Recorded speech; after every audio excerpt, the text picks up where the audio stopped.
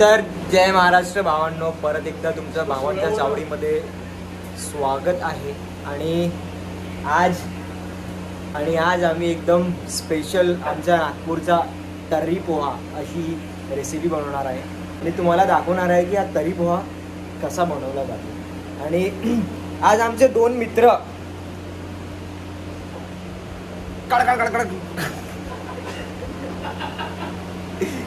हे मित्र आहे आमचे. तर हा आमचा मित्र वर्धेवरनं आलेला आहे, हे सावनेवरनं, आणि हे इथेच राहतात.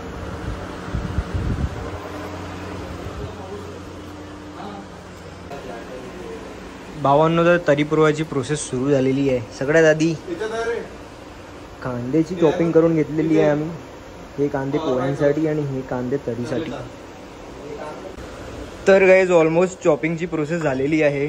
आलू, कांदे, मिरची, टोमॅटो अँड आमची पेस्ट पण रेडी झालेली आहे मसाल्यांची. तर सगळ्यात आधी आम्ही तर्री बनवू.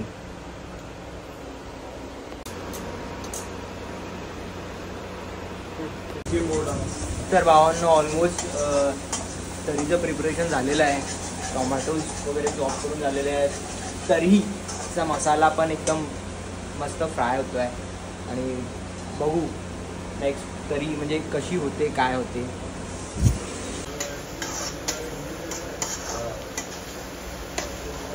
भावांनो, तर आता मोड टाकून झालेली आहे. एक नंबर मोडला झणझणीत फ्राय करू. त्यानंतर काय सोडू? पाणी, मीठ टाकतोय.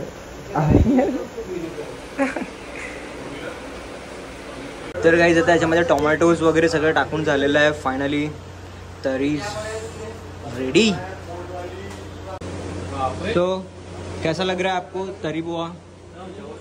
कैसा बन रहा है? सुगंध आ रही है आपको? अच्छी खुशबू?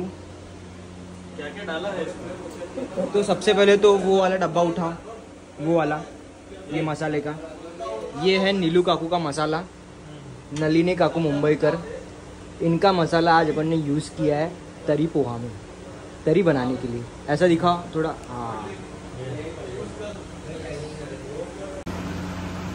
तर गाइस भावांनो, तर्री एक नंबर सुंदर आणि अशी चविष्ट झालेली आहे. माझ्या तोंडाला सुद्धा पाणी सुटलेलं आहे. आणि आता हा पोहा रेडी होतो आहे.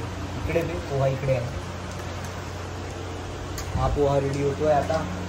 तो लेट्स सी की कसा बनतो आमचा तर्री पोहा. तर भावांनो, पोहे बनतोय आता. तर्री तर बनून झाली. कांदे, शेंगदाणे आणि पोटॅटो म्हणजे आलू. सो गाईज, आमचं फायनली तर्री पोहा रेडी झालेला आहे. कांदा वरतून टाकण्याकरिता आमचा शेफ आणि आमचे कस्टमर्स तर्री पोहाचे. भावांनो, हे पण आमचे भावांनोच आहे. हां, आ रहा है.